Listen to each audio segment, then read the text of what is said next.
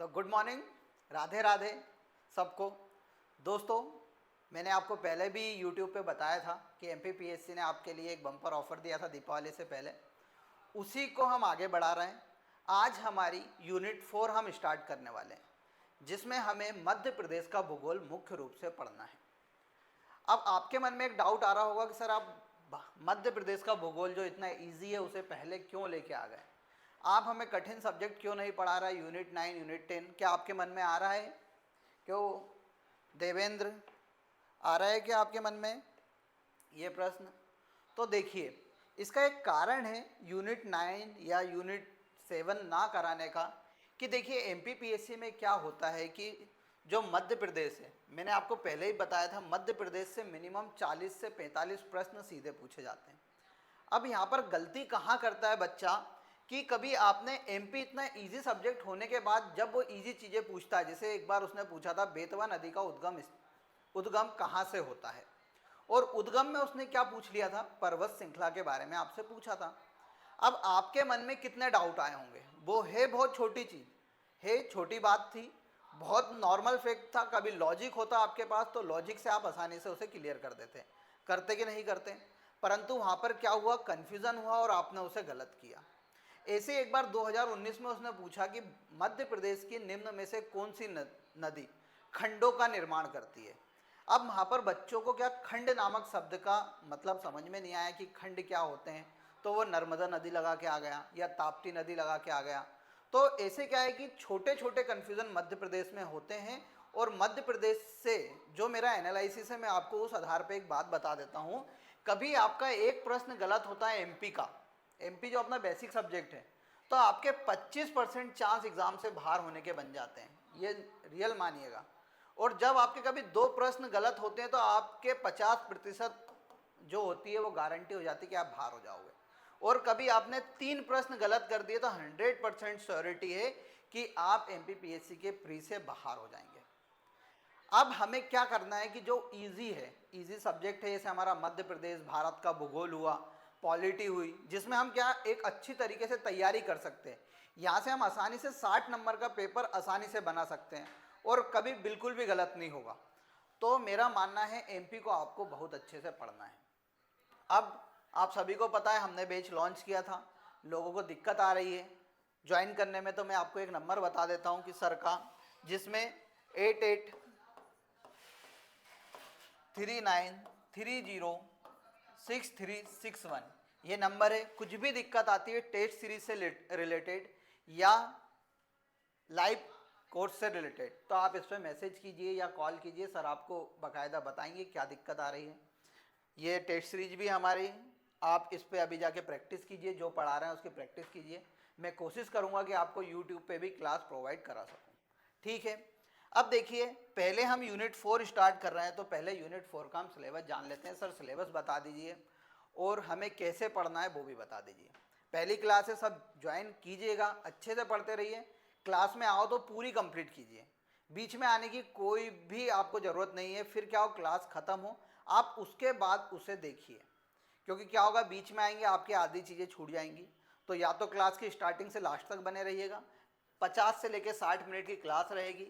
100 दिन का आपके पास समय है, 100 दिन भी छोड़ो, 10 दिन आप बीमार हो गए, ठंड आने वाली है, 90 दिन का आपके पास समय है। 90 दिन भी कभी आप 4 घंटे क्लास को नहीं दे पा रहे हैं तो बहुत मुश्किल है बेटा। आपको अच्छे से पढ़ना है और अच्छे डेडिकेशन से, आप डिसिप्लिन से रहेंगे, हम आपके लिए कंटिन्यू डिसिप्लिन के साथ काम करेंगे। जैसे आज क्लास आई है, कल भी लेके आएंगे, जिस दिन बीमार होंगे उस दिन भी क्लास लेके आएंगे।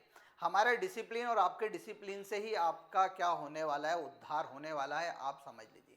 तो सबसे पहले हम सिलेबस देख लेते हैं क्या है मध्य प्रदेश के भूगोल में। अब आपको मध्य प्रदेश के भूगोल को पढ़ने से पहले 2 बातें याद रखना है। पहला, आपको एक कॉपी लेनी है,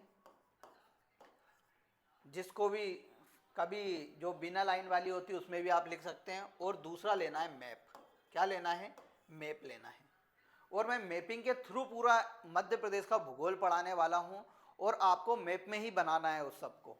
क्या होगा, जब आप मैप में बना लेंगे, रिवीजन करने में टाइम नहीं लगेगा, तो मैपिंग की भी इस्तेमाल कीजिएगा। मैं आपको ऐसा बताऊंगा, वैसा आप 1-1 रुपये के मैप आते हैं, खरीद लीजिएगा, ज़्यादा महंगे नहीं आते हैं, ठीक है। तो अच्छे से बस आपको पढ़ना है। मेरा एक ही उद्देश्य है, आपको ईमानदारी से, मैंने पिछले साल यूट्यूब पे पढ़ाया था, इस बार कुछ और अच्छा करके आपके लिए लेके आया हूँ, पूरा मैप के थ्रू पढ़ने वाले हैं।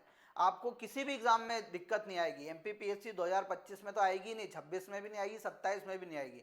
एक बार कभी आपने एमपी मेरे से पढ़ लिया और अच्छे से पढ़ लिया तो जो मैंने बताया आपको कॉपी लानी है, मैप लाना है, दोनों को आप डेली क्या कीजिएगा, याद कीजिएगा। मतलब इसमें आपको मैपिंग करना ही है। अब हम सिलेबस देख लेते हैं, कॉपी उठा लीजिए, सिलेबस लिख लीजिए एक बार। अब क्या क्या सिलेबस है, एक मिनट रुक जाइएगा थोड़ा सा।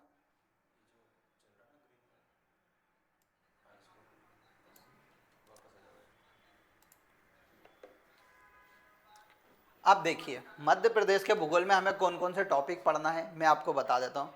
पहले हमें पढ़ना है वन, वन उपज यानी फॉरेस्ट और फॉरेस्ट प्रोड्यूस। यानी वन क्या कि सर मध्य प्रदेश में किस प्रकार के वन पाए जाते हैं, कौन कौन से वन पाए जाते हैं, मध्य प्रदेश में किस क्षेत्र में कौन सा वन पाया जाता है, कौन सा पेड़ पाया जाता है।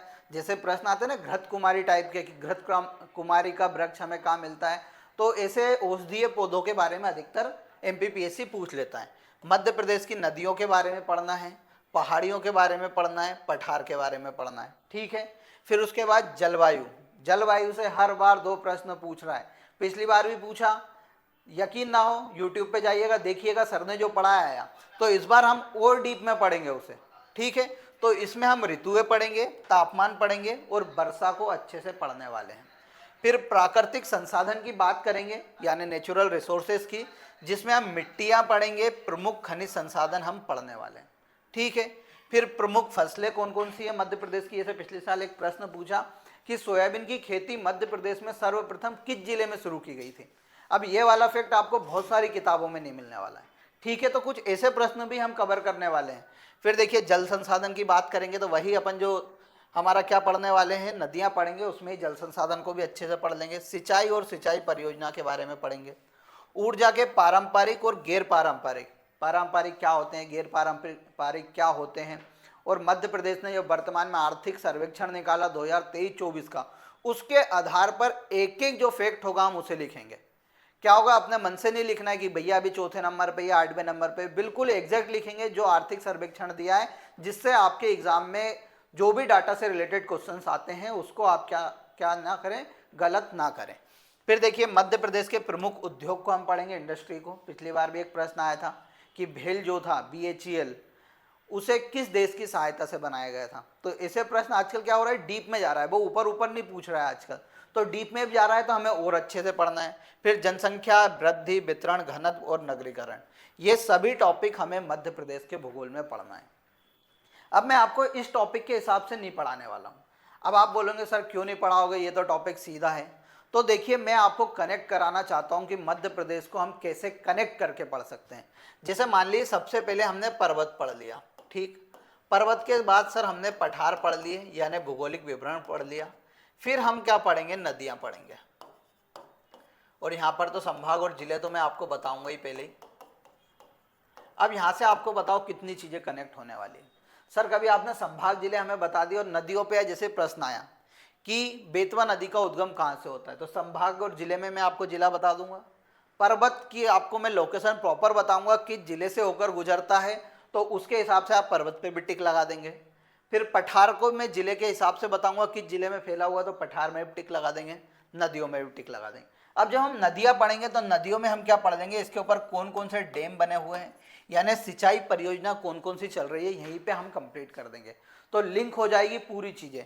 जब मैं आपको मिट्टी पढ़ाऊंगा तो मिट्टी में जैसे बताऊंगा कि कौन कौन सी मृदा का वितरण है, तो उसके हिसाब से आपको क्या होगा, मृदा किसके लिए आवश्यक है, कि सर मृदा का उपयोग मेनली फसल के हिसाब के आप में पढ़ना होता है। जैसे आप मान लीजिए काली मृदा मैं आपको बताऊंगा पश्चिमी मध्य प्रदेश में, तो पश्चिम मध्य प्रदेश में काली मृदा सबसे उर्वर मृदा है, तो सर कौन कौन सी फसल लगती है, उन सभी को क्या होगा कि हम पूरी बातों को कनेक्ट करके ये पूरी यूनिट को बहुत अच्छे से पढ़ने वाले हैं। बस मेरा आपसे यही कहना है।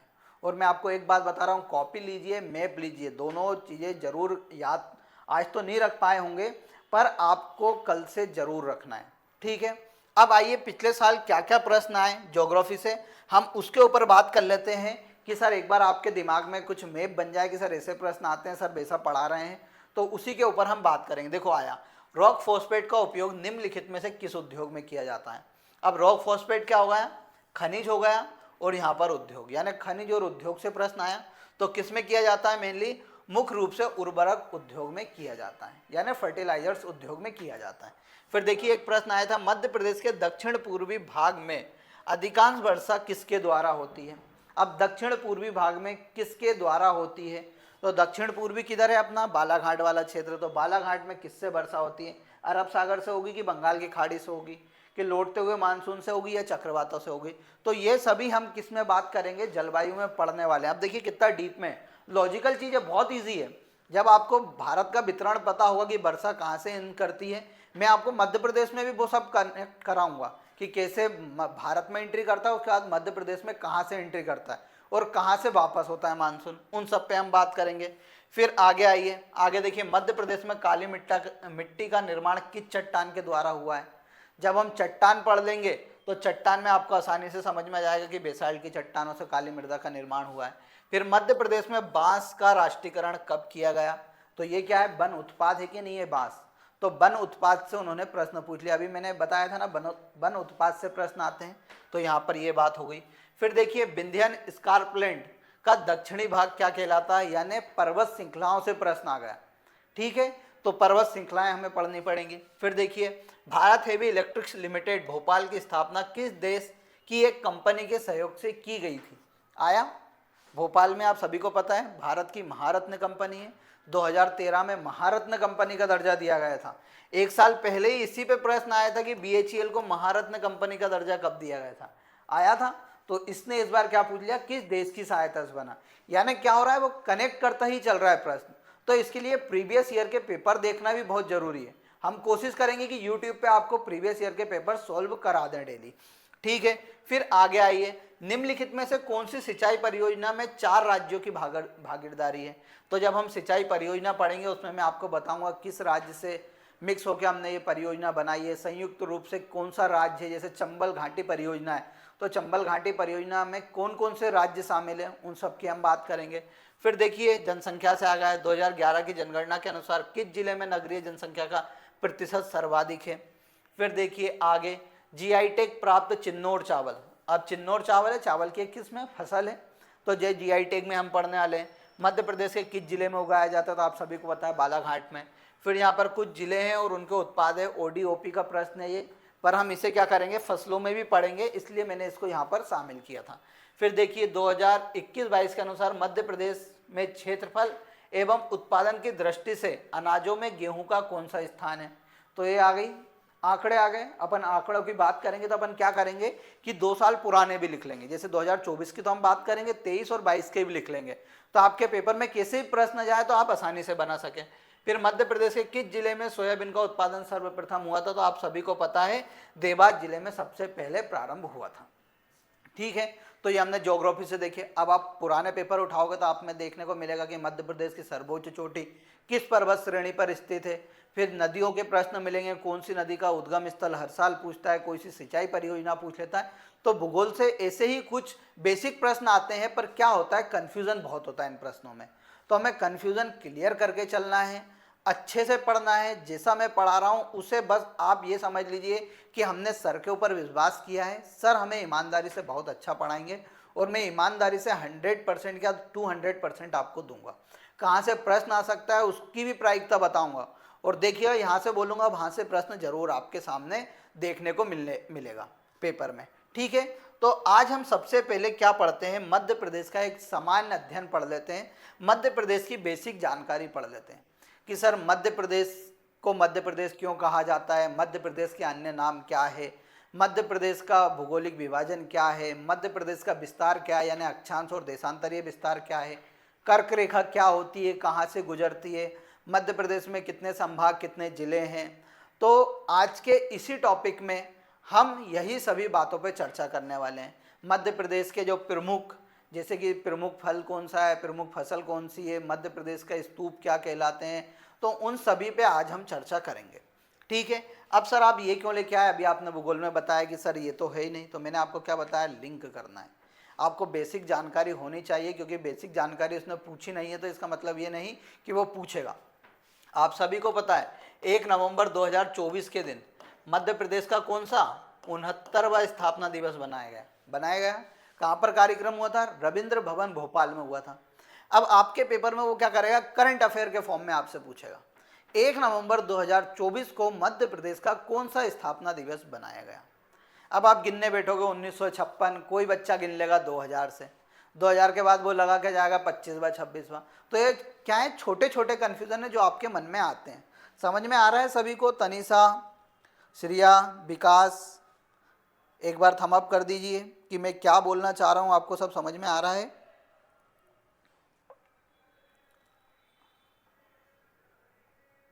साक्षी, अंकिता, देवेंद्र, काना, आपको सब समझ में आ रहा है? एक बार थम अप कर दीजिए, फिर हम आगे की बात करेंगे।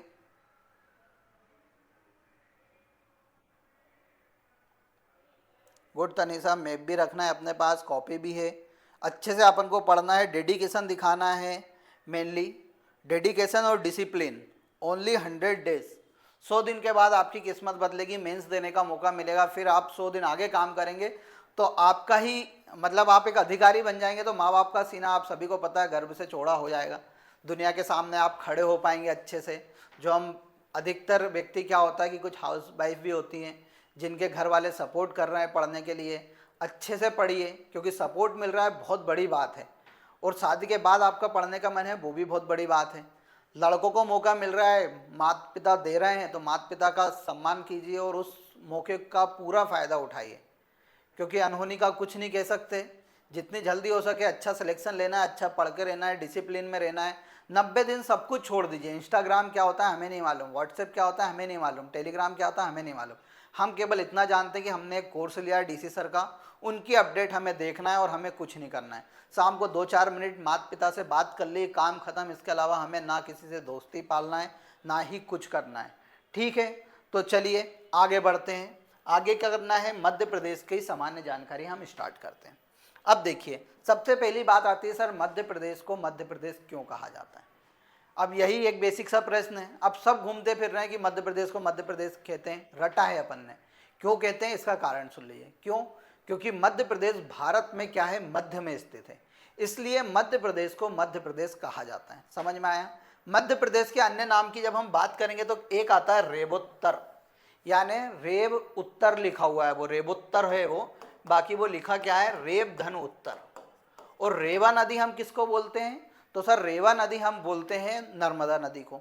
यानी पहले मध्य प्रदेश को माना जाता था कि वह नर्मदा नदी के उत्तर में स्थित है, इसीलिए उसे क्या कहा गया है, रेवोत्तर कहा गया है। समझ में आई? दूसरा है दक्षिणापथ। वैदिक जो ग्रंथ है उसमें मध्य प्रदेश को दक्षिणापथ के नाम से जाना गया है। सर दक्षिणापथ क्या है? दोस्तों जैसा आप सभी को पता है कि विंध्याचल पर्वत को बोलते हैं कि विंध्याचल पर्वत भारत को 2 भागों में बांटता है, उत्तर और दक्षिण भागों में, 2 भागों में विभाजित करता है। तो दक्षिण में जाना है कभी आपको तो आपको विंध्याचल पर्वत पार करना होगा, तो इसीलिए बोला जाता है कि यह दक्षिणापथ है, यानी दक्षिण में जाने का रास्ता मध्य प्रदेश से होकर गुजरता है, इसलिए मध्य प्रदेश को दक्षिणापथ के नाम से भी जाना गया। ठीक है, फिर देखिए नदियों का मायका। अब क्यों कहते हैं सर नदियों का मायका? नदियों का तो ससुराल होना चाहिए, पर नदियों का मायका इसलिए कहा जाता है क्योंकि मध्य प्रदेश से आप सभी को पता है 100 से अधिक नदियों का उद्गम होता है कि नहीं होता है? पर ये नदियां क्या करती हैं, हमारे राज्य में बहते हुए दूसरे राज्यों में प्रवेश करती हैं और दूसरे राज्यों की जीवन बनती हैं, यानी दूसरे राज्यों को ज़्यादा लाभ पहुंचाती है हमारे राज्यों से ज़्यादा। तो इसलिए इसे नदियों का मायका कहा जाता है कि यहाँ से उद्गम तो होता है परंतु यह फायदा किसको पहुंचाती है, अपने ससुराल को, यानी दूसरे राज्यों को पहुंचाती है, इसलिए मध्य प्रदेश को नदियों का मायका कहा जाता है। समझ में आया? फिर आता है सोयाबीन राज्य। अब सोयाबीन राज्य ऐसा नहीं है कि जीवन भर से अपने पास ये नाम है मध्य प्रदेश का, ये उत्पादन की दृष्टि से नाम दिया जाता है कि जैसे वर्तमान में मध्य प्रदेश में सर्वाधिक सोयाबीन होता है। अभी हाल ही में रिपोर्ट आई थी पिछले महीने, उसमें बताया गया कि सर्वाधिक सोयाबीन मध्य प्रदेश राज्य में होता है और मध्य प्रदेश में महाराष्ट्र राज्य को पीछे करा था। तो पहले महाराष्ट्र राज्य सोयाबीन था, परंतु वर्तमान में जो नई रिपोर्ट के आधार पर जो भारत का सोयाबीन राज्य है वो क्या है, मध्य प्रदेश है। ठीक है, तो रटना नहीं है ये कि सोयाबीन राज्य मध्य प्रदेश को कहते हैं, उत्पादन की दृष्टि से कहा जाता है। अभी सर्वाधिक जो सोयाबीन का उत्पादन है वो मध्य प्रदेश में होता है, इसलिए मध्य प्रदेश को सोयाबीन राज्य भी कहा जाता है या सोया स्टेट भी कहा जाता है। अब आप कंफ्यूज मत हो जाइएगा, सोया स्टेट भी आपके पेपर में लिखा आ सकता है, ठीक है, यानी सोयाबीन स्टेट। फिर देखिए, फिर हृदय प्रदेश क्यों बोलते हैं? तो हृदय प्रदेश की जो संज्ञा थी मध्य प्रदेश को, वो किसने दी थी? जवाहरलाल नेहरू द्वारा दी गई थी। क्यों? क्योंकि यहाँ हृदय के रूप में काम करता था, क्योंकि यहाँ से बहुत सारी नदियों का उद्गम होता था। नदियों के उद्गम के साथ साथ यहाँ पर पर्यटन भी अच्छा था, फिर वेजिटेशन यानी जो अपने वन थे वो भी अच्छे थे। तो इसी के कारण जो अपने कौन थे? जवाहरलाल नेहरू, भारत के कौन से पहले प्रधानमंत्री, उनके द्वारा मध्य प्रदेश को हृदय प्रदेश की संज्ञा दी गई थी। फिर इसे लघु भारत भी कहा जाता था। क्यों कहा जाता था? क्योंकि यहाँ जब मध्य प्रदेश का पुनर्गठन नहीं हुआ था तो कम से कम 10% से ज़्यादा एरिया घेरता था और भारत का सबसे बड़ा राज्य हुआ करता था, इसीलिए मध्य प्रदेश को लघु भारत की संज्ञा भी दी जाती थी। फिर देखिए हीरा प्रदेश, तो हीरा प्रदेश क्यों बोलते हैं? क्योंकि एक अधिकार है हमारे पास हीरा का। मध्य प्रदेश भारत में एकमात्र राज्य है यहाँ पर हीरो का उत्पादन किया जाता है वर्तमान में, इसलिए मध्य प्रदेश को हीरा प्रदेश की संज्ञा भी दी जाती है। कौन सा राज्य फेमस है? कमेंट में बताइए जल्दी जल्दी। हीरा उत्पादन के लिए कौन सा राज्य, कौन सा जिला फेमस है, बताइए। फिर देखिए लघु भारत, मैंने आपको बता दिया टाइगर स्टेट की बात आती है कि सर मध्य प्रदेश को टाइगर स्टेट क्यों कहा जाता है। तो देखिए 2023 में एक रिपोर्ट जारी हुई जिसको बाघ रिपोर्ट 2022 के नाम से रिलीज किया गया था। किस नाम से किया गया था? बाघ रिपोर्ट 2022 के नाम से रिलीज किया गया था, जिसके द्वारा मध्य प्रदेश में कुल कितने टाइगर है कि सर 785 टाइगर है। अब टाइगर, बाघ, तेंदुआ, शेर, इन सब में आप डिफरेंस देख लीजिएगा क्या होता है। शेर कोई बाघ मत बना देना, लोग बाघ यही बोल करते हैं। तो टाइगर यानी बाघ होता है जिसके शरीर के ऊपर आपने देखा होगा ऐसी ऐसी धारी होती है, उसी को बोलते हैं क्या? बाघ। तो 2022 में रिपोर्ट आई, उसके आधार पर मध्य प्रदेश में 785 बाघ थे, इसीलिए मध्य प्रदेश को बाघ स्टेट या टाइगर स्टेट कहा गया। फिर तेंदुआ स्टेट की बात आती है, तो हाल ही में रिपोर्ट जारी हुई फरवरी 2024 में, जिसमें बताया गया कि मध्य प्रदेश में 3907 3907 तेंदुए हैं, जो कि भारत में सर्वाधिक हैं, इसीलिए मध्य प्रदेश को तेंदुआ स्टेट भी कहा गया। फिर आता है चीता स्टेट क्यों बोलते हैं सर? तो चीता स्टेट क्यों बोला जाता है कि मध्य प्रदेश के, आप सभी को पता है, श्योपुर में पालनपुर कूनो राष्ट्रीय उद्यान है, वहां पर अफ्रीका से चीते लाए गए और भारत में केवल एकमात्र राज्य में अभी चीते वर्तमान में पाए जाते हैं जो मध्य प्रदेश से लुप्त हो चुके थे, वो कौन सा है? मध्य प्रदेश है, इसीलिए मध्य प्रदेश को चीता स्टेट भी कहा जाता है। यानी मध्य प्रदेश भारत का पहला चीता स्टेट है, आपको याद रखना है, लिख लीजिएगा। मध्य प्रदेश भारत का पहला चीता स्टेट है और यहाँ पर अफ्रीका से चीते लाए गए थे और मध्य प्रदेश के पालनपुर कूनो जो राष्ट्रीय उद्यान है उसमें तेंदुओं को छोड़ा गया था। ठीक है, तो ये सभी नाम आपको याद होने चाहिए, इनका कारण भी मैंने आपको बता दिया, रटने की आपको जरूरत नहीं है। एक बार प्रश्न पूछा था, दक्षिणापथ किस ग्रंथ में मध्य प्रदेश को दक्षिणापथ के नाम से जाना जाता है? तो आपको याद रखना है कि वैदिक ग्रंथों में मध्य प्रदेश को दक्षिणापथ के नाम से जाना जाता है। समझ में आ रहा है सभी को? देखो तनिषा, कपिल बोल रहा है कि बाघों की संख्या बढ़ चुकी है, ये मैंने माना, परंतु हम किस पे बात करेंगे? रिपोर्ट के आधार पे बात करेंगे। जो भी गवर्नमेंट की रिपोर्ट आती है उसके आधार पे बात करेंगे। अब ऐसे तो क्या हो रहा है कि हर दिन जन्म हो रहा है बच्चों का, जनसंख्या जैसे अपन पढ़ते हैं, जनसंख्या में डेली जनसंख्या बढ़ रही कि नहीं बढ़ रही, पर हम किसके आधार पे बात करते हैं? 2011 के आधार पे बात करते हैं। तो आधार भी हमें मालूम होना चाहिए किस आधार पे हम बात कर रहे हैं। अब जब बाघ रिपोर्ट 2024 आएगी, हर 2-4 साल में वो रिलीज होती है, 4 साल में, 18 के बाद 22 में आई, तो ऐसी अब क्या आएगी? 26 में आएगी। तो हम किसकी बात करते चलेंगे? टाइगर रिपोर्ट 2022 के आधार पे ही बताएंगे कि मध्य प्रदेश में टाइगर की संख्या कितनी है? 785, बढ़ती घटती रहेगी, हमें कोई मतलब नहीं है। हम किस पे बात करेंगे? केंद्र सरकार या राज्य सरकार की रिपोर्ट के आधार पर बात करेंगे। कभी बीच में आता है कोई सी रिपोर्ट आती है राज्य सरकार की, तो मैं उसका आंकड़ा चेंज करा दूंगा, परंतु अभी हमें किसके आधार पर बात करनी है? टाइगर रिपोर्ट 2022 के आधार पर ही हमें बात करनी है। ठीक है कपिल, समझ में आ गया है जो मैं बात आपसे बोल रहा हूं? हाँ, तो बस आपको इतना ही याद रखना है। अब देखिए आगे आते हैं आगे हम बात करते हैं। अब आपने 2-4 पेपर में प्रश्न आते हैं, मध्य प्रदेश एक भू आवेष्टित और स्थलावृद्ध राज्य है। सर ये क्या होता है? भू आवेष्टित और स्थलावृद्ध यानी लैंडलॉक क्या होता है? तो लैंडलॉक या भू आवेष्टित राज्य उसे बोला जाता है जिस राज्य की सीमा किसी भी सागर या महासागर से नहीं लगती है, उसे क्या कहा जाता है? भू आवेष्टित राज्य कहा जाता है। तो मध्य प्रदेश की जब हम सीमा देखते हैं तो मध्य प्रदेश की ना तो सर यहाँ पर बंगाल की खाड़ी से लगती है, ना ही यहाँ पर अरब सागर से लगती है। मध्य प्रदेश की सीमा 5 राज्यों के साथ राजस्थान, गुजरात, महाराष्ट्र, छत्तीसगढ़ और उत्तर प्रदेश के साथ लगती है। तो मध्य प्रदेश क्या चारों ओर से भूमियों से घिरा हुआ है, इसीलिए भू आवेष्टित राज्य या लैंडलॉक स्टेट मध्य प्रदेश को कहा जाता है। ठीक है, समझ में आ गया। अब ये रटने की जरूरत नहीं है कि मध्य प्रदेश एक भू आवेष्टित राज्य, किताब उठाओगे तो आप इसे रटोगे। मैंने आपको रटने की कहानी खत्म कर दी कि क्यों भू आवेष्टित और या स्थल अवरुद्ध राज्य कहा जाता है। ठीक है, फिर आगे आपके सामने शब्द आते हैं कि मध्य प्रदेश गोंडवाना भूमि का हिस्सा है। ये भी आपके मन में आता होगा कि सर गोंडवाना भूमि का हिस्सा क्यों है। अब आप इतने इसे रट रखा होगा कि मध्य प्रदेश गोंडवाना भूमि का हिस्सा क्यों है।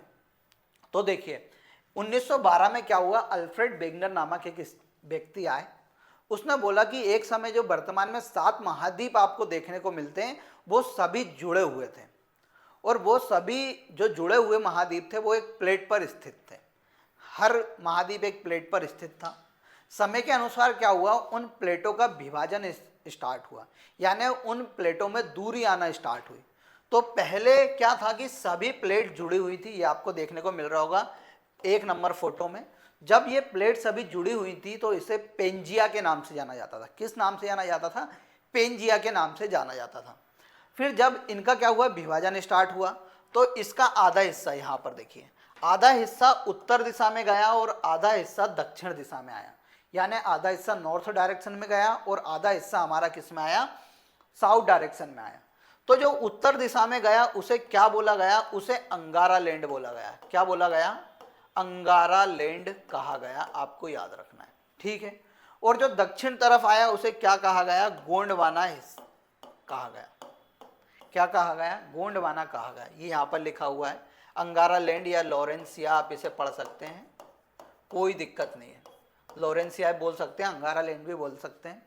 तो उत्तर में जो गया उसे अंगारा लैंड कहा गया, दक्षिण में जो गया उसे गोंडवाना कहा गया। और बीच में जो समुद्र आया दोनों पठारों के बीच में, यानी दोनों प्लेट के बीच में, उसे क्या कहा गया था, पेंथलासा कहा गया था। भूगोल में आपने पढ़ रखा होगा, ना पढ़ रखा होगा तो अभी पढ़ लीजिए। फिर क्या हुआ, कुछ साल गुजरे तो यह प्लेट जब 2 भागों में हुई तो इन प्लेटों में भी विभाजन स्टार्ट हुआ। तो जो उत्तर वाली जो प्लेट थी उसका विभाजन हुआ तो उत्तर अमेरिका बना, यूरोप बना और एशिया बना। जब दक्षिण का विभाजन हुआ तो साउथ अमेरिका बना, अफ्रीका बना, इंडिया बना, अटलांटिक बना, ऑस्ट्रेलिया बना। ठीक है, अब देखिए भारत क्या यहाँ पर मेडागास्कर के पास हुआ करता था उस टाइम गोंडवाना। अब भारत की क्या हुई, जो प्लेट थी वो खिसकना चालू हुई और उत्तर पूर्व दिशा की ओर बढ़ी, और उत्तर पूर्व दिशा में बढ़ते हुए यह कहाँ पर आके टकराई, यह एशिया में आके टकरा गई। कहाँ पर ये देखने को दिख रहा होगा आपको, एशिया में आके टकराई, यानी यहाँ पर आके टकरा गई थी। अब मध्य प्रदेश कहाँ पर फिट होगा, यहाँ से निकल के सर अंगारा लैंड में जाके वहाँ टकरा के फिट हो गया। परंतु वह भाग किसका है, गोंडवाना भूमि का भाग है। तो जब गोंडवाना भूमि का भारत भाग है तो भैया मध्य प्रदेश भी तो भारत में ही आता है, तो इसीलिए मध्य प्रदेश को भी क्या कहा जाता है, गोंडवाना भूमि का भाग कहा जाता है। समझ में आ गया, रटने की जरूरत है क्या, नहीं है। अब क्या है, भू आवेष्टित राज्य पढ़ते चले जाते, नहीं पढ़ना है, समझा दिया है। आपके मन में सीधा आएगा कि सर ने एक कहानी सुनाई थी, पहले प्लेट जुड़ी हुई थी, उस टाइम पेंजिया कहा जाता था, फिर एक प्लेट उत्तर में गई उसे अंगारा लैंड या लॉरेंसिया कहा गया, जो दक्षिण में आई उसे गोंडवाना कहा गया। फिर उसमें विभाजन हुआ तो जो अंगारा लैंड या लॉरेंसिया से उत्तर अमेरिका बने, यूरोप बना, एशिया बना।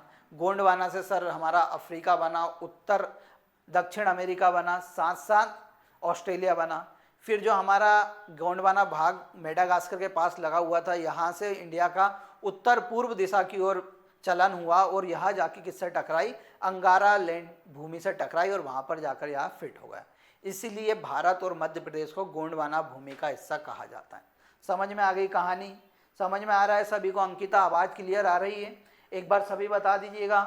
तनीषा, कपिल, ये मालवीय जी, श्रिया, ऋषि, कपिल, आवाज़ आ रही है सबको? Very good. अब हम आगे बढ़ते हैं। ठीक है, यहाँ पर आपको रटने की आवश्यकता नहीं है, ये मैंने आपको बता दिया है। अब दो चार बातें और आती है कि सर मध्य प्रदेश मध्य उच्च भूमि का भाग है या प्रायद्वीपीय भारत का भाग है। प्रायद्वीपीय यानी पेनिनसुलर प्लेटू का भाग है। क्यों कहा जाता है? 1 मिनट में पानी पी लेता हूँ।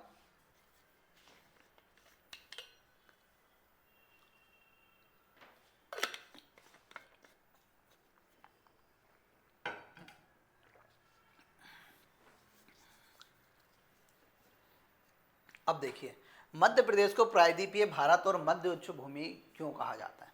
देखिए बहुत सारे भूगोलवेत्ता आए, उन्होंने बोला मध्य प्रदेश को अनेक भौगोलिक भागों में बांटा। किसी ने 6 भौगोलिक भागों में बांट दिया, किसी ने 7 भौगोलिक भागों में, किसी ने 9 भौगोलिक भागों में बांटा। तो यह भौगोलिक भागों में जब विभाजन हुआ तो मध्य प्रदेश को एक ने 6 भागों में बांटा मान लीजिए। अब उसने क्या बोला कि यहाँ जो नर्मदा गंगा नदी और गंगा नदी से जो नीचे वाला हिस्सा है उसे मैं प्रायद्वीपीय भारत बोलता हूँ। अब मध्य प्रदेश का विस्तार हमें कहाँ देखने को मिलता है? गंगा नदी के दक्षिण में देखने को मिलता है कि नहीं? गंगा नदी उत्तर प्रदेश, नीचे हमारा मध्य प्रदेश चंबल नदी के बाद।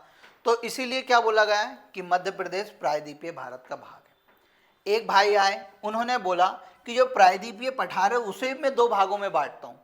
एक को मैं सेंट्रल हाईलैंड यानी मध्य उच्च भूमि बोलूंगा और नीचे को डेक्कन का प्लेटू या दक्कन का पठार में बोलूंगा। ठीक है। अब मध्य प्रदेश हम यहाँ पर देखते हैं तो मध्य प्रदेश का लगभग यहाँ पर पड़ता है कि नहीं पड़ता? 90% भाग सेंट्रल हाईलैंड के अंतर्गत आता है या मध्य उच्च भूमि के अंतर्गत आता है। इसीलिए मध्य प्रदेश को सेंट्रल हाईलैंड या मध्य उच्च भूमि का भाग कहा जाता है। समझ में आ गया? यानी ये दोनों पॉइंट भी आपको क्लियर होंगे। यहाँ से कितने फैक्ट बताए? भूआवेष्टित राज्य है, गोंडवाना भूमि का हिस्सा है, प्रायद्वीपीय पठार का भाग है, और फिर एक और क्या बताया? मध्य उच्च भूमि का भाग है। कभी कभी व्यापम में आ जाता है कि मध्य प्रदेश कैसा दिखता है, तो मध्य प्रदेश बैठे हुए ऊंट की कुबड़ की तरह दिखता है, ऐसा प्रश्न भी लोगों ने पूछा हुआ है। तो ये सब फर्जी प्रश्न है, व्यापम के पीएससी वाला ऐसे प्रश्न नहीं पूछने वाला है। फिर आगे आइए, आगे बात करते हैं। तो देखिए अभी अपन ने क्या देख लिया कि सर आपने नाम बता दिए। अब एक और बात हम बात करते हैं मध्य प्रदेश की स्थलाकृतियों की।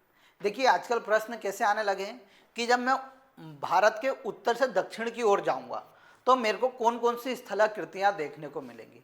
सर पहले तो हमें यह बता दी कि यह स्थलाकृति क्या होती है। तो देखिए स्थलाकृति क्या होती है, उसे 2 भागों में जब मैं तोड़ूंगा तो किस में बनेगी? स्थल धन आकृति में बनेगी कि नहीं बनेगी? कि हाँ सर बन जाएगी। यानी सीधे तौर पे मैं बोलूँ स्थल यानी जमीन, जमीन पर बनी हुई आकृतियाँ। अब जमीन पे सर कौन कौन सी आकृतियाँ बनी रहती है? जैसे आप आपकी घर से बाहर निकले तो आपको एक नाली मिली, ठीक है। भूगोल की भाषा में बड़ी नाली को घाटी कहा जाता है, तो घाटी सर देखने को मिलती है। सर मैं थोड़ी और आगे जाता हूँ, रोड पे चढ़ता हूँ तो कभी कभी क्या आती है कि ढलान आ जाती है, ऊपर चढ़ने के लिए ढलान नीचे होती, ऊपर चढ़ने के लिए हिस्सा आ जाता है। तो यहाँ पर हमने क्या ऊंचाई बोल दी, तो उसे इन्होंने पहाड़ी, पठार या पर्वत बोल दी। तो यही क्या होती है? स्थलाकृति होती है। पर्वत, पठार, पहाड़ी, नदियाँ, घाटी, घाटियों के नदियों द्वारा बनाए गए बहुत से आकृतियाँ, मैदान, ये सभी क्या है? स्थला आकृतियाँ होती हैं। तो देखिए मध्य प्रदेश से भी ऐसे प्रश्न आ सकते हैं कि मैं उत्तर से दक्षिण की ओर जाऊंगा तो कौन कौन सी स्थलाकृतियां मेरे को देखने को मिलेंगी। तो देखिए आप सभी को पता है यह है पूर्व दिशा, ईस्ट, मालूम है कि नहीं मालूम तो लिख लीजिएगा। यह है वेस्ट दिशा यानी पश्चिम दिशा, यहाँ है नॉर्थ यानी उत्तर दिशा, और यहाँ है साउथ यानी दक्षिण दिशा। East, west, north, south. प्रश्न आते हैं बेटा, याद रखिएगा, मैं आपको यही बता रहा हूँ कि प्रश्न आते हैं। जैसे इस बार भी पूछा था भारत की 5 बड़ी नदियों के बारे में उन्होंने पूछा था, तो ऐसे ही मध्य प्रदेश में भी पूछ सकता है। तो देखिए यहाँ पर गंगा नदी आती है, आप सभी को पता है। गंगा नदी के जैसे ही आप दक्षिण में आओगे तो आपको यमुना का मैदान देखने को मिल जाएगा। फिर उसके नीचे आप आएंगे तो सबसे पहले आपको क्या देखने को मिलेगी? चंबल नदी घाटी देखने को मिलने वाली है। क्या मिलने वाली है? चंबल नदी घाटी आपको देखने को मिलने वाली है।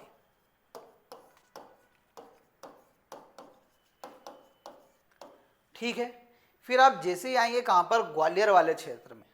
तो ग्वालियर वाले में चंबल नदी की घाटी जैसे ही खत्म होती है उसके नीचे आएंगे तो आपको क्या मिलेगा? लश्कर का मैदान देखने को मिलेगा। क्या देखने को मिलेगा? लश्कर का मैदान। लिख लीजिएगा यह सब। लश्कर का मैदान कहाँ पर देखने को मिलता है? हमें मेनली ग्वालियर वाले क्षेत्र में हमें देखने को मिलता है। ठीक है।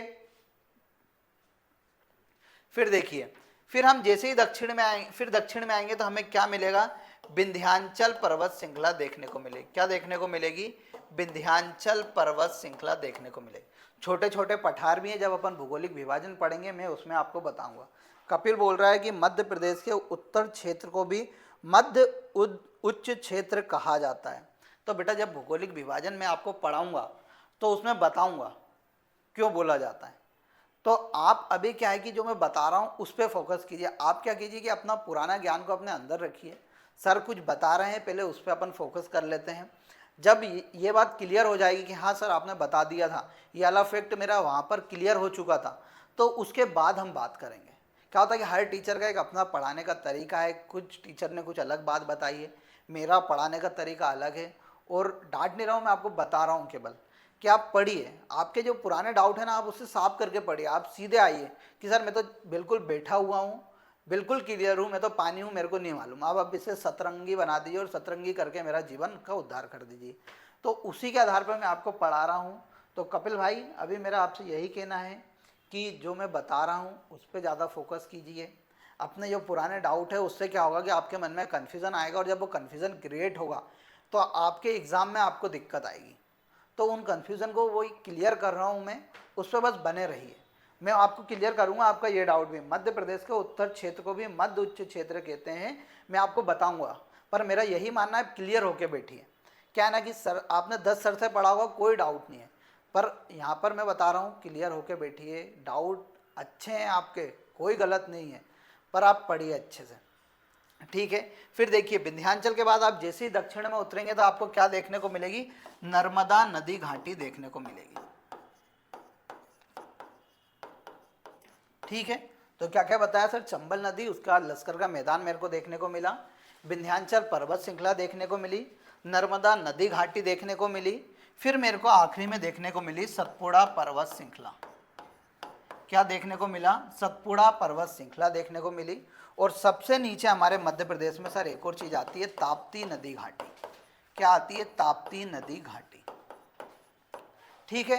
अब आपसे पेपर में आता है कि मध्य प्रदेश की निम्न स्थलाकृतियों को उत्तर से दक्षिण दिशा की ओर जमाइए। तो आप देखिए सबसे पहले चंबल नदी लिखिएगा, दूसरा लश्कर का मैदान जो ग्वालियर वाले क्षेत्र में पड़ता है, कोष्टक में ग्वालियर जरूर लिख लीजिएगा। फिर आप नीचे आएंगे तो आपको विंध्याचल पर्वत श्रृंखला देखने को मिलेगी, उसके नीचे नर्मदा नदी घाटी देखने को मिलेगी, उसके नीचे सतपुड़ा पर्वत श्रृंखला देखने को मिलेगी, और उसके नीचे ताप्ती नदी घाटी आपको देखने को मिलने वाली है। यह है मध्य प्रदेश की स्थलाकृति है। पूर्व से पश्चिम की ओर आएंगे तो छत्तीसगढ़ का पठार पड़ता है छत्तीसगढ़ में। फिर उसके बाद आप धीरे धीरे मध्य प्रदेश में एंट्री करेंगे तो अपन उप विभाजन पढ़ेंगे इन पर्वतों का। फिर आप जैसे ही आएंगे तो इधर अरावली पर्वत श्रृंखला मिलती है, यानी पूर्व में छत्तीसगढ़ का पठार है और पश्चिम में क्या है? अरावली पर्वत श्रृंखला है। ये समझ में आ गई मध्य प्रदेश की स्थलाकृतियां सबको? या लिख दूं मैं एक बार? चलो मैं लिख देता हूं। देखिए सबसे पहले चंबल नदी घाटी,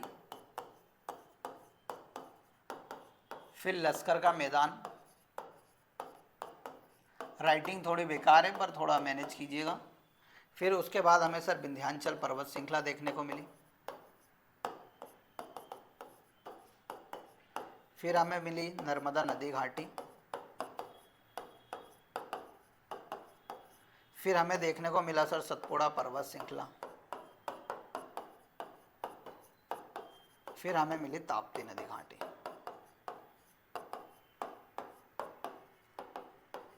ठीक है। अब देखिए बेसिक प्रश्न कैसे आते हैं। अब पूछ लेता है नर्मदा नदी घाटी किन दो पर्वत श्रृंखलाओं के मध्य स्थित है? तो सर ने स्थलाकृतियां पढ़ाई हैं मुझे, और सर ने बताया था पहले विंध्याचल आता है, फिर नर्मदा आती है, फिर सतपुड़ा आती है। तो मैं आसानी से बता दूंगा नर्मदा किसके मध्य स्थित है? सतपुड़ा और विंध्याचल पर्वत के मध्य स्थित है। फिर पूछ लेता है सतपुड़ा पर्वत श्रृंखला किन दो नदियों के मध्य स्थित है? तो नर्मदा नदी घाटी और ताप्ती नदी घाटी के बीच में स्थित है। फिर प्रश्न आएगा कि नर्मदा नदी घाटी के किस ओर विंध्याचल पर्वत श्रृंखला स्थित है? तो किस ओर है? नर्मदा नदी के उत्तर में है कि नहीं है? फिर पूछ लेगा सतपुड़ा पर्वत कहाँ पर स्थित है? तो दक्षिण में स्थित है कि नहीं है? ये लोकेशन आपको याद हुई कि नहीं हुई? समझ में आ रहा होगा? बहुत क्लियर मैं आपको कर रहा हूँ, मैपिंग के थ्रू पढ़ रहे हैं। मैप बना लीजिएगा अपनी कॉपी में ऐसा ही, और इसको ही बार बार देखिएगा। मैं इसकी PDF भी आपको प्रोवाइड कराऊंगा, कोई दिक्कत की बात नहीं है, ठीक है। तो समझ में आ रहा है। ऐसे प्रश्न अब आएंगे कि नर्मदा नदी घाटी किन दो पर्वत श्रृंखलाओं के बीच में स्थित है, तो आपको गलत नहीं करके आना है। जब वो पूछ लेगा कि नर्मदा घाटी और ताप्ती नदी घाटी के बीच कौन सी पर्वत श्रृंखला स्थित है, तो गलत नहीं करके आना है। उत्तर में कौन सी है, तो गलत नहीं करके आना है।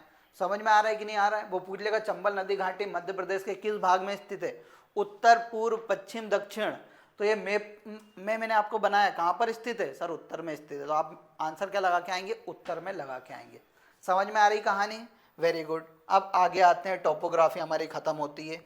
फिर हम बात करते हैं मध्य प्रदेश के स्तूप की, जो हमारा राजकीय चिन्ह है उसकी बात करते हैं। अब राजकीय चिन्ह में हमें क्या क्या देखने को मिलता है, प्रश्न आ सकता है, इसलिए मैं लेके आया हूँ।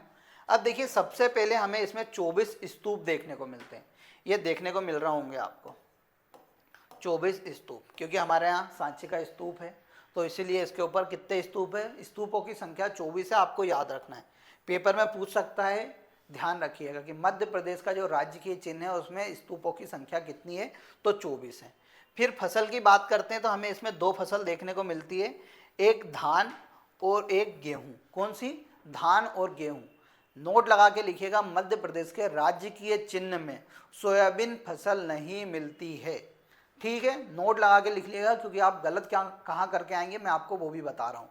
तो कौन कौन सी फसल हमें देखने को मिलती है, धान और गेहूं। फिर देखिए, यहाँ पर हमें राजकीय वृक्ष यानी बरगद का निशान हमें देखने को मिलता है। किसका, बरगद पेड़ है उसके अंदर। फिर हमें देखने को मिलता है जो हमारा अशोक का राष्ट्रीय चिन्ह है, वो भी हमें देखने को मिलता है, अशोक स्तंभ। फिर देखिए, यहाँ पर मध्य प्रदेश शासन और सत्यमेव जयते लिखा हुआ है, और ये जो एक सर्कल आपको दिख रहा होगा ये रेड कलर में, ये मध्य प्रदेश की प्रगति का साइन है। क्या है, जो इसमें जो सर्कल बना हुआ है वह मध्य प्रदेश की प्रगति का साइन है, आपको याद रखना है। ठीक है, तो क्या क्या बताया सर, 24 स्तूप है, 2 फसल आपने बताई, धान गेहूं, आपने बताया सोयाबीन की फसल नहीं है, अशोक स्तंभ देखने को मिलता है, बरगद का पेड़ देखने को मिलता है, मध्य प्रदेश शासन और सत्यमेव जयते लिखा हुआ है। साथ साथ आपने बताया कि इसके अंदर एक सर्कल है, उसका जो साइन है वो किसका है, मध्य प्रदेश की प्रगति का साइन है, आपको याद रखना है। ठीक है, अब आगे कीजिए। जी सर, मैप में मार्क कर लिया है, गुड तनीषा, ऐसे ही करते रहिए। अंकित गुड, 11 बच्चे लगातार बने हुए हैं, बहुत अच्छी बात है। कोई भी डाउट आ रहा हो, वंदना आपको, विकास आपको, देवेंद्र आपको, श्रेया आपको, साक्षी आपको, तो आप पूछ सकते हैं मुझसे। कोई भी आपको डाउट आ रहा हो, रुचिका आपको आ रहा हो, अंकिता आपको आ रहा हो, तो आप डाउट पूछ सकते हैं यहीं पे, मैं आपको क्लियर कर दूंगा, कोई दिक्कत की बात नहीं है। पर समझ के जाना है, याद करके जाना है, लॉजिक बैठा के जाना है। ये 3 ही उद्देश्य के साथ क्लास में बैठे रहिएगा। ऐसे नहीं कि सर हमने तो बस कुछ पाया ही नहीं, बस रटने के हिसाब से बैठे थे, समझाने के हिसाब से क्लास बनाई है, तो समझिए। फिर आगे आइए, मध्य प्रदेश के अब हम राज्य के चिन्हों की बात कर लेते हैं कि सर कौन कौन से राज्य के चिन्ह हैं। आपको पता है, पक्षी 10 बार पूछा है उन्होंने, फिर जो अपना पशु है उसका भी 3-4 बार पूछा है, पुष्प का पूछ लेता है कभी भी। अभी 2 साल पुराने पेपर उठाओगे ना, आपको ये राजकीय चिन्ह से सीधे सीधे प्रश्न देखने को मिलेंगे। तो देखिए, मध्य प्रदेश का जो राजकीय पुष्प है वो क्या है, सफेद लिली है, यानी इसका इंग्लिश में नाम है लीलियम कैंडियम। क्या है, लीलियम कैंडियम इसका नाम है, आपको याद रखना है। फिर राजकीय पक्षी की बात करते हैं तो दूधराज है, इसे पैराडाइज फ्लाई कैचर भी कहा जाता है। क्या, पैराडाइज फ्लाई कैचर भी कहा जाता है, दोनों नाम से पेपर में पूछ सकता है, इसलिए आपको याद रखना है। फिर देखिए, पशु हमारा क्या है, बारहसिंगा है या ब्रेडरी, कौन सी, ब्रेडरी प्रजाति का बारहसिंगा है। यह कहाँ पर पाया जाता है, कान्हा राष्ट्रीय उद्यान में पाया जाता था। 1952 में इसके संरक्षण की बात की गई थी और कान्हा राष्ट्रीय उद्यान से ही इसका संरक्षण किया गया था। तो आज में सबसे ज़्यादा तादाद हमें बारहसिंगा की कहाँ पर देखने को मिलती है, कान्हा राष्ट्रीय उद्यान में देखने को मिलती है। और कान्हा राष्ट्रीय उद्यान का यहाँ शुभांकर भी है, और मध्य प्रदेश का राजकीय पशु है, आपको याद रखना है, बारहसिंगा ब्रेडरी प्रजाति का है। फिर देखिए, वृक्ष कौन सा है, हमारा बरगद है। फिर मछली कौन सी है, महासीर है, याद रखना, महासीर मछली अभी चर्चाओं में भी रही थी, तो महासीर मछली हमारी राजकीय मछली है। राजकीय खेल हमारा मलखंभ है, जिसकी शुरुआत उज्जैन से बताई जाती है, और उज्जैन में ही मलखंभ एकेडमी का निर्माण किया जा रहा है, आपको याद रखना है। फिर राजकीय नाट्य की बात करते हैं तो नाट्य यानी नाटक, तो एक माच नाटक है जो कि कहाँ पर किया जाता है, मेनली मालवा वाले क्षेत्र में किया जाता है, तो यही हमारा क्या है, राजकीय नाट्य है। और इसी के क्षेत्र में अभी इस साल पद्मश्री दिया गया था, आपको याद रखना है। फिर देखिए नृत्य की बात करते हैं तो मध्य प्रदेश का जो राजकीय नृत्य है वो क्या है, राई है, जो अधिकतर खुशियों के मौके पर इसका आयोजन किया जाता है राई का। तो राई हमारी कहाँ पर, बुंदेलखंड में बहुत फेमस है। तो राई क्या है, राजकीय नृत्य है। 2 साल पहले पूछा था कि राई क्या है। अब राई क्या है तो उनने पूछ लिया, उनने लोक नाट लोक नृत्य ऐसे लिख के दे दिए थे। अब नाट और नृत्य में लोग बाग कन्फ्यूजन हो गए। तो नाट यानी नाटक होता है, नृत्य यानी नाच होता है, जो अधिकतर डांस उसे बोलते हैं। तो राई मेनली बुंदेलखंड में होती है, वहाँ हमारा राजकीय नृत्य है। फिर हम आगे बात करते हैं कि मध्य प्रदेश का सर राजकीय फल कौन सा है, तो आम है। इसको मैग्नीफेरा इंडिका के नाम से जाना जाता है। गोविंदगढ़ का आम बहुत फेमस है, आप सभी को पता है। अलीराजपुर में भी एक आम है, वह भी बहुत फेमस है। फिर फसल हमारी कौन सी है, सोयाबीन। ग्लाइसिन मैक्स के नाम से इसे जाना जाता है सोयाबीन को। सोयाबीन स्टेट भी कहा जाता है मध्य प्रदेश को सर्वाधिक उत्पादन के कारण। फिर राजकीय गान की बात करते हैं तो अभी तो लोगों को राजकीय गान भी याद नहीं होगा। तो क्या है, सुख का दाता सबका साथी शुभ सबका यह संदेश है, माँ की गोद पिता का आश्रय मेरा मध्य प्रदेश है। कितनी अच्छी बात लिखी, आप उसे पढ़िएगा, उसमें नर्मदा का उल्लेख मिलता है, किन किन नदियों का उल्लेख मिलता है, एक बार पढ़िएगा, क्योंकि राजकीय गान तो कम से कम पढ़ लो, राष्ट्रीय गान पढ़ते हो तो। फिर इसे किसने बनाया था, तो महेश श्रीवास्तव ने 2010 में इसे लिखा था, जो कि बड़नगर से थे। फिर इसके गीतकार कौन थे, शांतनु मुखर्जी थे, जिसे वर्तमान में शान के नाम से जाना जाता है। ठीक है, तो यही सब क्या है, मध्य प्रदेश के राज्य के प्रतीक हैं, इसको भी आपको ध्यान रखना है। फिर आगे आते हैं, अक्षांश और देशांतर की बात करते हैं, यानी लेटीट्यूड और लॉन्गिट्यूड की बात करते हैं कि मध्य प्रदेश का अक्षांशीय और देशांतरीय विस्तार क्या है, क्योंकि प्रश्न आया हुआ है पहले भी कि मध्य प्रदेश का अक्षांशीय और देशांतरीय विस्तार क्या है। तो सर अक्षांश यानी जो लेटीट्यूड क्या होते हैं, देशांतर यानी लॉन्गिट्यूड होता है इंग्लिश में, तो यह क्या है पहले ये बता दीजिए। कर्क रेखा क्या होती है, मध्य प्रदेश से गुजरती है। पिछले साल प्रश्न आया था कि कर्क रेखा निम्न में से किस जिले से होकर नहीं गुजरती 2023 में, तो ऐसे प्रश्न बन जाते हैं अक्षांश देशांतर से भी, इसलिए मैं आपको यह बता रहा हूँ। अब देखिए सीरियस पढ़ना पड़ेगा, 100 दिन बचे हैं, हंसी मजाक में मैं भी टाइम बर्बाद कर सकता हूँ, पर हमें टाइम बर्बाद नहीं करना है, बिल्कुल सीरियस होके लगे रहना है।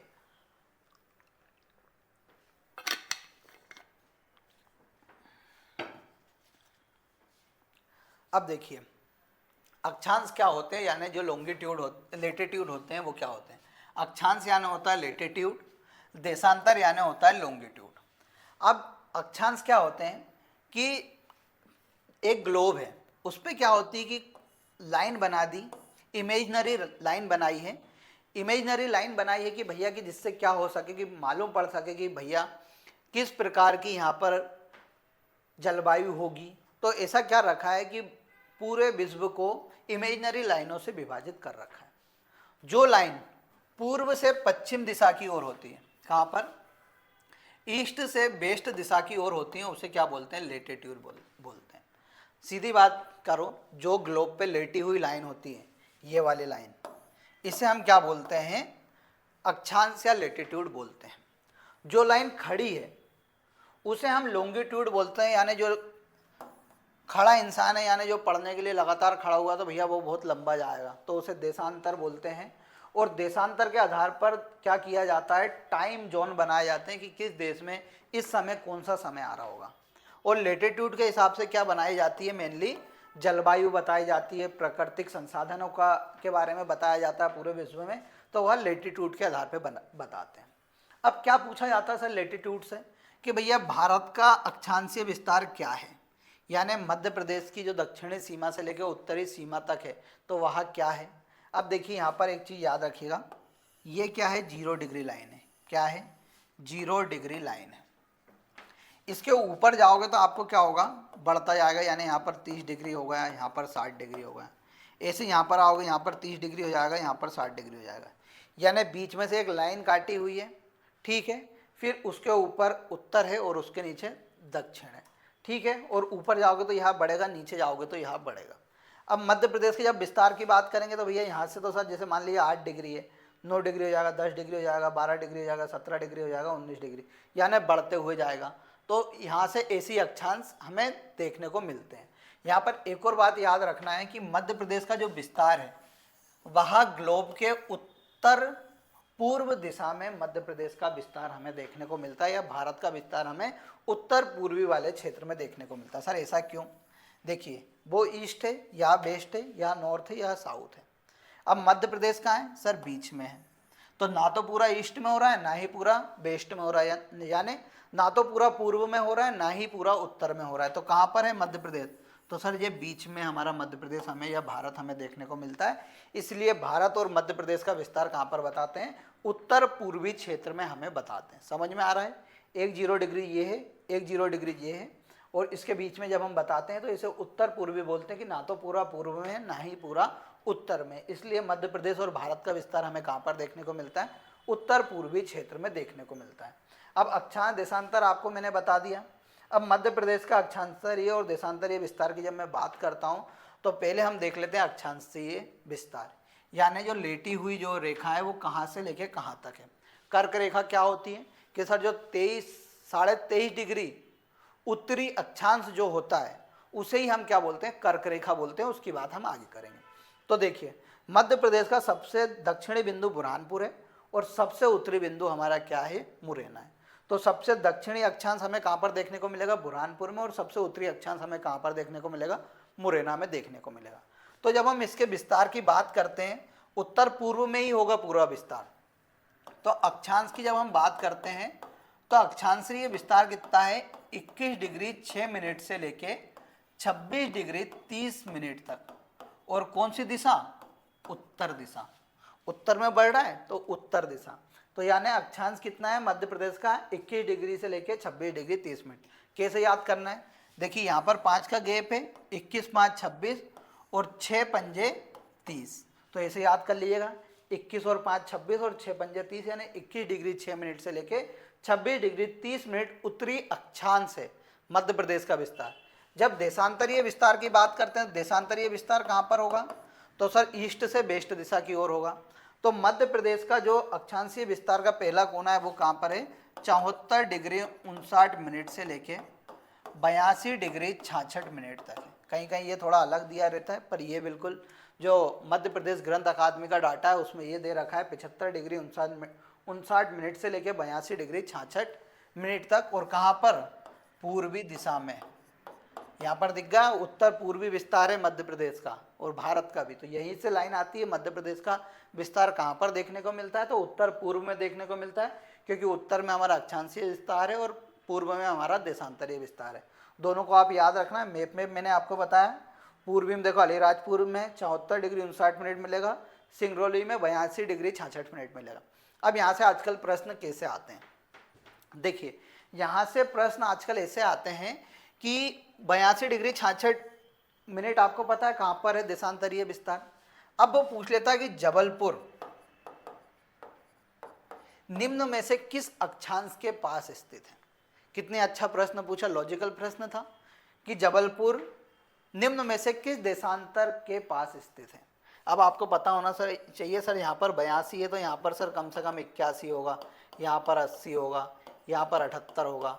ऐसे मतलब थोड़ा थोड़ा डिस्टेंस करके हम चलेंगे तो हम आसानी से लॉजिकली सॉल्व कर सकते हैं कि भैया जबलपुर कितने अक्षांश के लगभग शामिल होगा। अब वो प्रश्न ऐसे ही पूछता 82 डिग्री 66, फिर पूछ लेगा 75 76 77, और एक ही मिलता है मेरे को 80 डिग्री के समथिंग। तो ऐसे यहाँ पर लॉजिक लगा के प्रश्न सॉल्व किए जाते हैं। कभी हर चीज़ सर नहीं बताते हैं। तो सर ने मेरे को अक्षांशीय और देशांतरीय विस्तार बताए, यानी यहाँ पर 74 डिग्री 59 मिनट है, तो यहाँ पर लगभग 1 मिनट में बता देता हूँ। यहाँ पर लगभग आपको क्या मिलेगा? 75 डिग्री मिल जाएगा, यहाँ 76 मिल जाएगा, यहाँ 77 मिल जाएगा, यहाँ 78, यहाँ 79, यहाँ 80, यहाँ 81 और यहाँ पर 82। यानी इसी के आधार पर वो आजकल प्रश्न पूछता है कि जबलपुर किस अक्षांश पर स्थित है। तो वो ऑप्शन ही एक ऐसा देता है कि आप आसानी से लॉजिक लगा देंगे, कभी आपको ये अक्षांशीय और देशांतरीय विस्तार का ही पता है। अब मैंने मैप के थ्रू आपको बताया है, कितनी अच्छी बात है। मैप के थ्रू हर कोई नहीं बताता, मैप के थ्रू अक्षांशीय और देशांतरीय विस्तार की हमने बात की। फिर आगे आते हैं, तो आगे हम कर्क रेखा की बात करते हैं। सर कर्क रेखा क्या होती है? तो कर्क रेखा 23.5 डिग्री उत्तरी अक्षांश जो होता है, यानी नॉर्थ लेटीट्यूड जो होता है 23.5 डिग्री, वो क्या होता है? कर्क रेखा कहलाती है। और मध्य प्रदेश के यहाँ 5 संभाग और 14 जिलों से होकर गुजरती है। कितने? 14 जिलों से होकर गुजरती है। ये बात आपको याद रखना है, पेपर में 10 बार पूछा है कितने जिलों से होकर गुजरती है, तो 14 जिलों से होकर गुजरती है। 14 जिलों के नाम आपको याद रखने क्योंकि पेपर में आते हैं। पहले 5 संभाग के मैं नाम बता देता हूँ कौन कौन से हैं, लिख लीजिएगा। ये रेड कलर में उज्जैन संभाग, ये दूसरा भोपाल संभाग, तीसरा सागर संभाग, चौथा जबलपुर संभाग और पांचवा शहडोल संभाग। समझ में आया? उज्जैन, भोपाल, सागर, जबलपुर और शहडोल संभाग से यहाँ होकर गुजरती है। अब देखिए उज्जैन संभाग के 3 जिलों से यहाँ होकर गुजरती है। पहला है रतलाम, लिख लीजिएगा अपनी कॉपी में। पहला है रतलाम, दूसरा है उज्जैन और तीसरा है शाजापुर। तीसरा क्या है? शाजापुर है। अभी आगर मालवा से लोग बाग बताते हैं, परंतु उसका कंफर्मेशन नहीं है, तो अभी हम किसको लेके चलेंगे? शाजापुर को लेके चलेंगे। यानी उज्जैन संभाग के सब 3 जिलों से होकर गुजरती है। सॉरी, ये उज्जैन नहीं है, ये मेनली क्या है, सॉरी, देखिए रतलाम, फिर हमें क्या देखने को मिलेगा? मेनली उज्जैन ही देखने को मिलेगा। रतलाम, उज्जैन और हमारा क्या? शाजापुर। अब देखिए यहाँ पर इंदौर से नहीं गुजर रही, देवास से नहीं गुजर रही है, धार से नहीं गुजर रही है, तो आपको याद रखना है। पेपर में पिछली बार बोला था निम्न में से कहाँ से कर्क रेखा होकर नहीं गुजरती, और इसमें इंदौर ऑप्शन दिया था और इंदौर में हमने गलत करके आए थे। ठीक है, अब देखिए उज्जैन के 3 संभाग हो गए। अब जो भोपाल संभाग है, भोपाल संभाग के 5 जिलों से होकर गुजरती है। सर वो 5 जिले कौन कौन से, उनके नाम हमें बता दीजिए। तो यहाँ पर आपको राजगढ़ देखने को मिलेगा, यहाँ पर आपको सीहोर देखने को मिलेगा, यहाँ पर आपको भोपाल देखने को मिलेगा, यहाँ पर आपको विदिशा देखने को मिलेगा और यहाँ पर रायसेन देखने को मिलेगा। यानी 5 जिले सर भोपाल संभाग में आते हैं और 5 ही जिलों से जो है कर्क रेखा होकर गुजरती है। सागर संभाग की बात करते हैं तो सागर संभाग के 2 जिले, एक तो सागर और दूसरा दमोह। सागर और दमोह से होकर गुजरती है सागर संभाग से। तो कितना होगा? 3 4 3 5 8 और 2 10। जबलपुर के 2 जिलों से होकर गुजरती, एक खुद जबलपुर और दूसरा कटनी। ठीक है, 12 जिले हो गए। शहडोल के 2 से, एक उमरिया है और दूसरा क्या है हमारा? शहडोल है। ठीक है, तो ये 14 जिले यहाँ से हमारे कर्क रेखा होके गुजरती है। कौन कौन से सर? रतलाम, उज्जैन, शाजापुर, राजगढ़, सीहोर, भोपाल, विदिशा, रायसेन, सागर, दमोह, जबलपुर, कटनी, फिर हमारा उमरिया और शहडोल। अब बहुत सारे लोग इसे ट्रिक से याद करते हैं। क्यों करना है भाई ट्रिक याद? 55 जिलों के नाम याद कर ले, और उसमें भी जैसे 14 जिलों के नाम याद नहीं हो रहा है, एक लाइन खींच लो और फिर तो लोकेशन तो आराम से बना देगा। तो क्यों याद करना है ट्रिक से? कुछ ट्रिक नहीं लगाना है, सीधा याद रखना है 5 संभाग 14 जिलों के नाम याद रखना है, क्योंकि आजकल प्रश्न आ रहा है निम्न में से किस जिले से होकर नहीं गुजरती है। तो महानगर जैसे होते हैं, इंदौर से नहीं गुजरती है, वो छिंदवाड़ा से नहीं गुजरती है, तो ऐसे ही वो ऑप्शन उसमें देता है। फिर आगे आते हैं, आगे हम बात करते हैं विस्तार और क्षेत्रफल की, यानी मध्य प्रदेश का विस्तार क्या है और कितने क्षेत्रफल है। तो देखिए जब हम बात करते हैं विभाजन से पूर्व, यानी 2000 में मध्य प्रदेश का विभाजन हुआ था और छत्तीसगढ़ नया राज्य बना था। उस टाइम मध्य प्रदेश का क्या विस्तार था? तो मध्य प्रदेश की जो उत्तर से लेकर दक्षिण तक की जो चौड़ाई थी वो क्या थी? 996 किलोमीटर थी, और पूर्व से लेकर पश्चिम तक जो लंबाई थी वो कितनी थी? 1127 किलोमीटर थी। और क्षेत्रफल क्या था? 4,43,446 वर्ग किलोमीटर उस टाइम मध्य प्रदेश का कुल क्षेत्रफल हुआ करता था। वर्तमान की बात करते हैं तो वर्तमान में मध्य प्रदेश का पूर्व से पश्चिम और उत्तर से दक्षिण की लंबाई क्या है? तो पूर्व से पश्चिम की बात करते हैं तो मध्य प्रदेश 870 किलोमीटर लंबाई है और चौड़ाई मध्य प्रदेश की 605 किलोमीटर है। ठीक है, और मध्य प्रदेश का वर्तमान में क्षेत्रफल कितना है? 3,08,252 वर्ग किलोमीटर है। पेपर में आ सकता है, आपको याद रखना है। और क्षेत्रफल के आधार पर मध्य प्रदेश वर्तमान में दूसरा बड़ा राज्य है, यह भी आपको याद रखना है। तो यहाँ से प्रश्न आएगा मध्य प्रदेश की पूर्व से पश्चिम की लंबाई क्या, उत्तर से दक्षिण की चौड़ाई क्या है, तो आपको याद रखना है। फिर हम देखिए संभाग की बात करते हैं तो मध्य प्रदेश में 10 संभाग हैं, बहुत डिटेल में पढ़ेंगे कल वाले लेक्चर में, तो आज बस इतना याद रख लिए 10 संभाग है। चंबल, ग्वालियर, भोपाल, उज्जैन, इंदौर, नर्मदापुरम, जबलपुर, शहडोल और रीवा। ठीक है, और सागर, ये 10 संभाग है। फिर कितने जिले हैं? तो कुल 55 जिले वर्तमान में हैं सर। 3 नवीन जिले बने हैं, मऊगंज, मैयर और पांडुरना। सबको डिटेल में पढ़ेंगे संभाग और जिले वाली सीरीज में। तो अभी याद रखना है कुल कितने जिले, 55 जिले, और कुल कितने संभाग, तो 10 संभाग। फिर आगे बात करते हैं, आगे मध्य प्रदेश की राजधानियों की बात करते हैं। तो मध्य प्रदेश की राजधानियों की बात करते हैं तो मध्य प्रदेश में 5 से 6 राजधानी आपको याद रखना है। सबसे पहले भोपाल की बात करेंगे तो भोपाल मध्य प्रदेश की प्रशासनिक और राजनीतिक राजधानी है। कौन सी, प्रशासनिक और राजनीतिक राजधानी है, आप सभी को पता है। इंदौर मध्य प्रदेश की वित्त राजधानी, कौन सी, वित्त राजधानी और खेल राजधानी है, याद रखना है आपको। वित्त राजधानी क्यों, क्योंकि यहाँ पर मध्य प्रदेश वित्त निगम का मुख्यालय 1955 में बना था, जो अपना क्या बोलते हैं, ये यहाँ पर कोचिंग वगैरह है IIT वगैरह की, वहाँ पर ये स्थित है। देखियाना वित्त निगम का कार्यालय। खेल राजधानी इसलिए कि मध्य प्रदेश का सबसे पहले क्रिकेट का जो क्लब था वो इंदौर में खोला गया था 1890 में, इसलिए इसे खेल राजधानी भी कहा जाता है। जबलपुर को संस्कार राजधानी कहा जाता है क्योंकि वहाँ पर नर्मदा नदी है, बेड़ा घाट है, इसलिए उसे संस्कार राजधानी कहा जाता है। मैहर को मुख्य रूप से संगीत राजधानी कहा जाता है। क्या कहा जाता है, संगीत राजधानी कहा जाता है। और क्यों कहा जाता है संगीत राजधानी मध्य प्रदेश को, क्योंकि यहाँ पर अलाउद्दीन खां का जन्म हुआ था, जो एक सरोद वादक, जन्म नहीं हुआ था, उनकी कर्म भूमि थी जो कि मैहर में वर्तमान में पड़ती है। उनका जन्म बांग्लादेश में हुआ था। फिर सिंगरौली का एक बेड़न नामक जगह है, कौन सी, बेड़न नामक जगह है सिंगरौली में, उसे ऊर्जा राजधानी मध्य प्रदेश की कहा जाता है। क्या कहा जाता है, ऊर्जा राजधानी कहा जाता है मध्य प्रदेश की, आपको याद रखना है। ठीक है, तो मैंने ये राजधानियां बता दी। प्रशासनिक और राजनीतिक भोपाल है, इंदौर खेल और वित्त है, जबलपुर संस्कार है, सिंगरौली बेड़न जो ऊर्जा राजधानी है, और मैहर क्या है, संगीत राजधानी है, आपको याद रखना है। फिर आगे आइए, आगे हम बात करते हैं मध्य प्रदेश के पड़ोसी राज्य और उनकी सीमाओं की।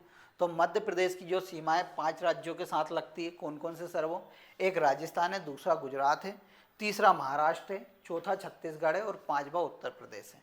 ठीक है, तो मध्य प्रदेश की सीमा 5 राज्यों से लगती है। सबसे पहला फैक्ट ये होगा। अब किस राज्य की सीमा किस जिले के साथ लगती है उसके ऊपर हम बात कर लेते। तो उत्तर प्रदेश के साथ 14 जिलों की सीमा वर्तमान में लगती है। कितने जिलों की, 14 जिले की सीमा लगती है। सर वो 14 जिले कौन कौन से हैं, आगे लिखा हुआ है पर मैं इसमें आपको बता देता हूँ। देखिए ये एक बाउंड्री है, इधर उत्तर प्रदेश है और इधर क्या है, राजस्थान है।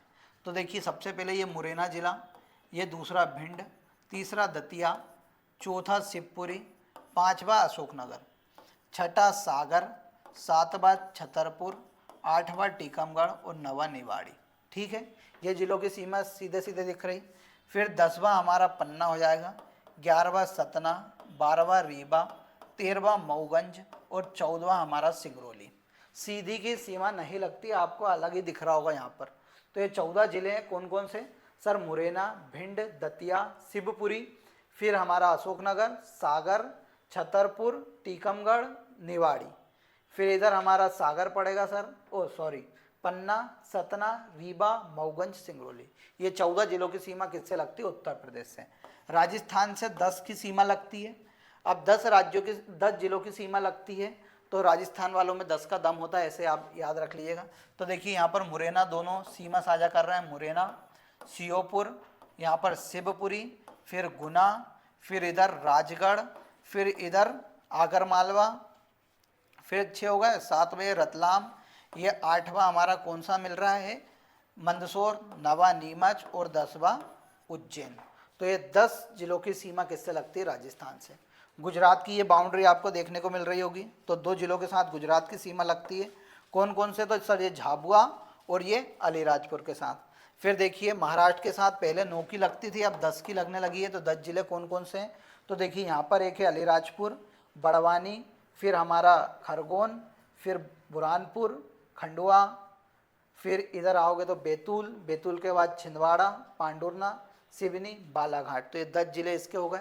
छत्तीसगढ़ की सीमा 7 राज्यों के साथ लगती है, अधिकतर किताबों में 6 दिया हुआ है पर 7 याद रखना है। बालाघाट, डिंडोरी, मंडला, डिंडोरी, फिर अनूपपुर, शहडोल, सीधी और सिंगरौली। तो ये 7 जिले। तो ऐसे कुल मिला के लगभग 38 जिलों की सीमा अन्य राज्यों के साथ लगती है, लिखा हुआ है। इसका नीचे चला गया है, मैं इसको आपको पूरा प्रोवाइड करा दूंगा, कोई दिक्कत की बात नहीं है। फिर हम बात करते हैं कि एक से अधिक राज्यों के साथ किस किस की सीमा लगती है। तो देखिए मुरैना की जो मुरैना है, मुरैना की सीमा किस किस के साथ लगती है, उत्तर प्रदेश और राजस्थान के साथ लगती है, लिख लीजिएगा। फिर ये है शिवपुरी, और शिवपुरी की सीमा किस किस के साथ लगती है, तो उत्तर प्रदेश और राजस्थान के साथ लगती है। फिर ये है झाबुआ, तो झाबुआ की सीमा जो है वो किस किस के साथ लगती है, राजस्थान और गुजरात के साथ। फिर जो अलीराजपुर है, अलीराजपुर की सीमा गुजरात और महाराष्ट्र के साथ लगती है।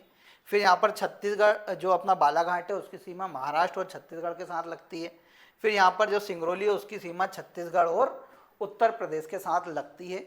ये पीपीटी में लिखा हुआ है, आपको कंफ्यूज होने की ज़रूरत नहीं है, ठीक है, ये यहाँ पर लिखा हुआ है। फिर हम आगे बात करते हैं, तो ये सामान्य जानकारी है। मध्य प्रदेश में कुल कितने संभाग है, 10, जिले कितने, 55, तहसील कितनी है, 428, जनपद पंचायत 313, तहसील बढ़ चुकी हैं पर 428 अभी आपको याद रखना है। जिला पंचायत 52 थी, अब 55 जिले हो गए तो 55 हो गई होंगी। ग्राम पंचायत 22,000 से ऊपर है। आईजी जोन 11 है, 12 बन चुका है। डीआईजी रेंज 15 है।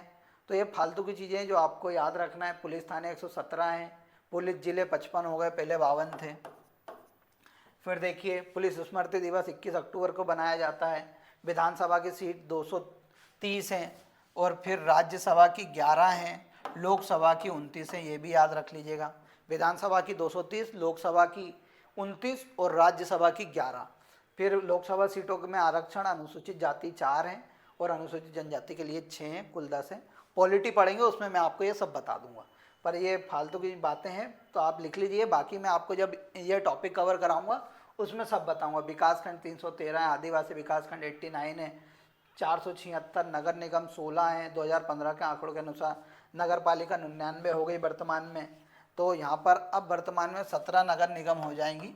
अभी 16 नगर निगम पे चुनाव हुए थे, 17वीं भिंडे का निर्माण कर दिया गया है।